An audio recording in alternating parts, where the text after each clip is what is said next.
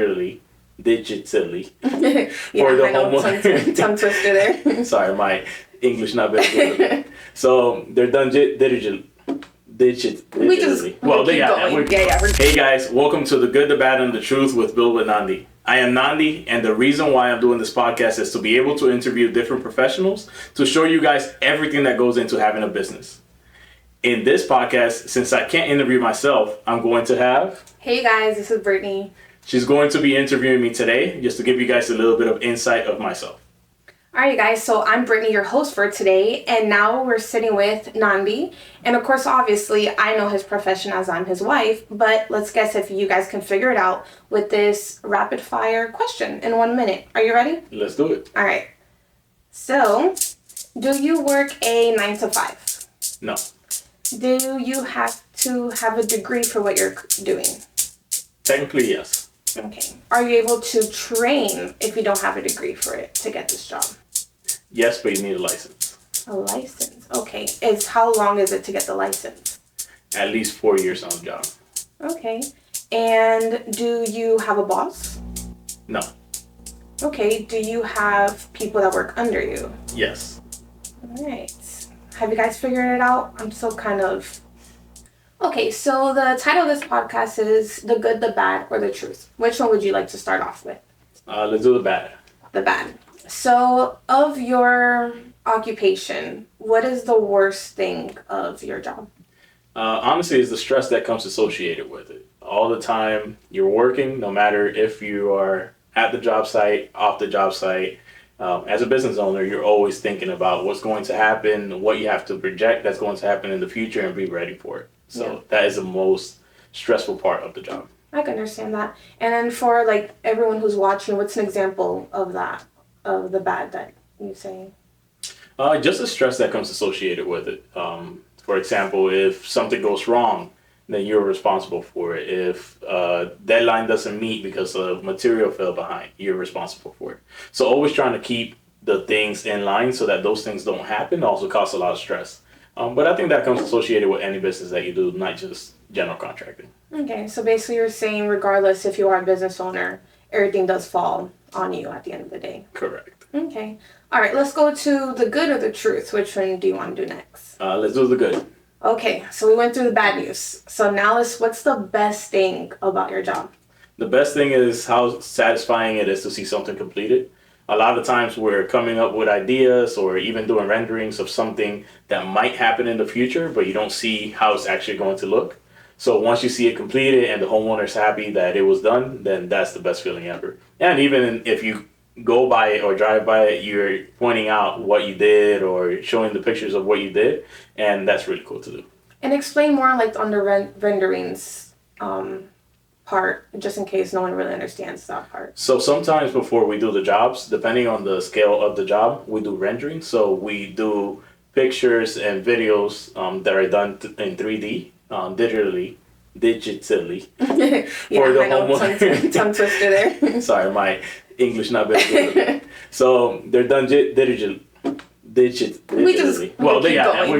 good. Well, they're done on a computer. Okay. And when we do the design, we're able to show the homeowner kind of what it would look like once it's completed.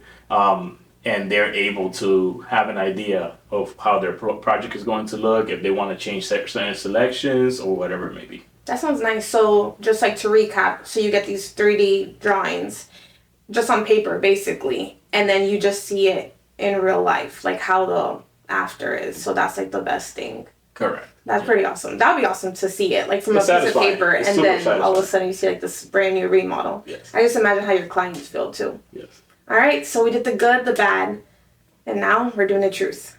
So what is one true thing that no one would know about your job unless they're in your shoes? Unless you're in the general contractor's shoes, you wouldn't know everything that goes into it, right? Everybody just thinks, okay, you go, you do the work, and everything's good and gravy. Yeah, it's easy. That's what I would think. But there's so much more that goes into it, right? There's a whole team behind it. You know, you do a lot of the work. You know, there's permitting. There is... Hi. There's permitting, there is scheduling, there is getting different things from different places, different materials from different places. There's logistics that go into it. So there's a lot that goes into it that the final client doesn't see, or general people don't know that, go into it. And it's also, like I said before, planning for the future. So you're not just planning for the jobs, you're planning, since we have a staff, planning for how much we need in order to keep that staff going, in order to keep everything flowing. So if someone, let's just say, wanted to start a business of being like a general contractor, you saying the truth to some person, not just saying, oh, it's all fine and dandy. Like, what's the one true fact that you would tell a person when they start off? What's the first thing they should know before they start their business? I would say there's two things that they should know. One, financials, and two, sales. Okay. Doing the job,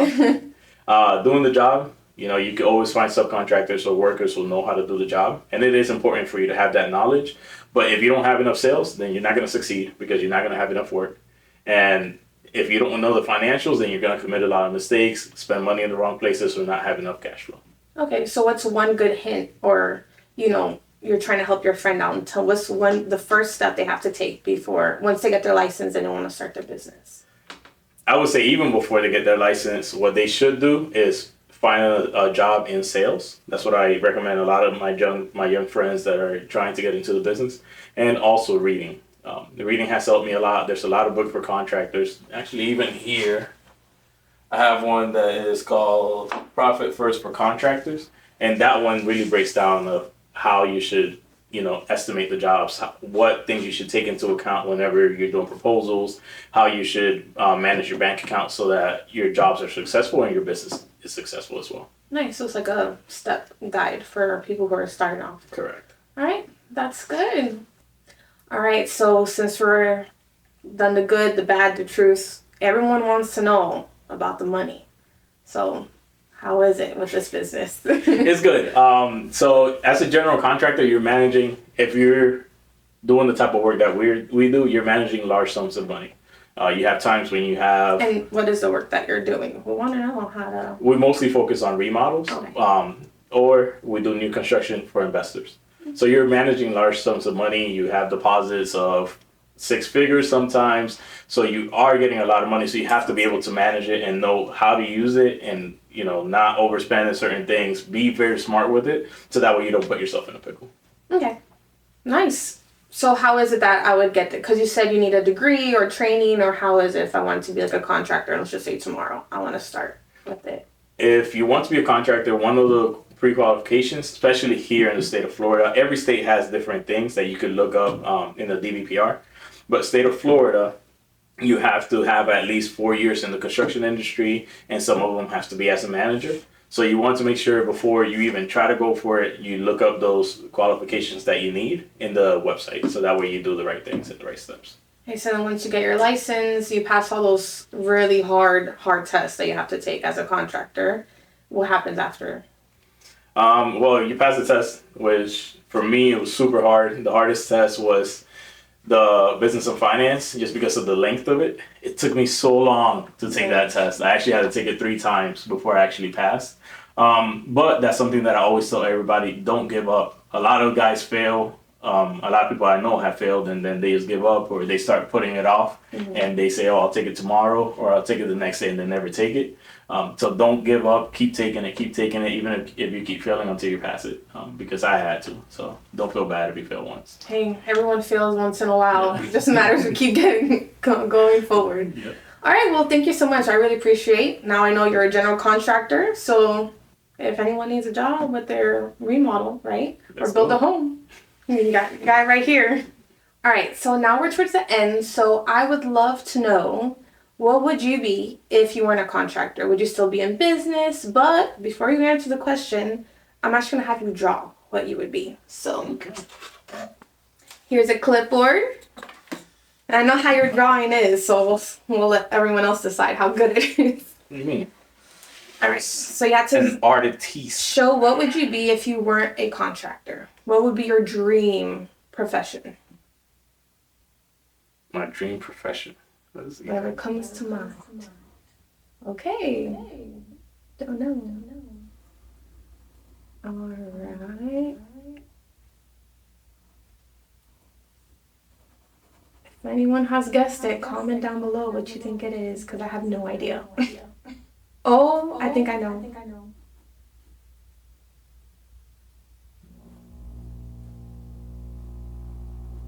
Okay, I think I'm gonna give it time for everyone else to decide if they think they know what it is. But I do see a sports ball.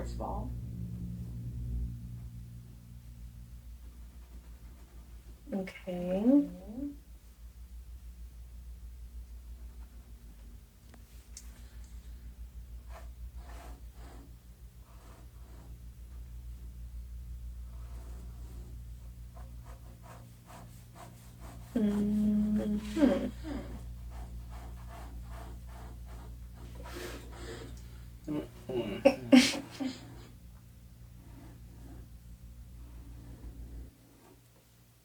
Okay. Is this more than one profession? Yeah, one or the other. Okay. You have a lot of dreams if you're trying to be too professional. Let me guess. Athletes? I would have tried to be an athlete. So I'm guessing that's the football, obviously. So you wish you were in the NFL, I'm guessing. And then the second one's a soccer player. Yes. All right. You see that? Or I could have been an artist because I'm that good. Oh, okay. Look at that. Love the confidence. You got the confidence of an athlete. Right off the bat. Okay.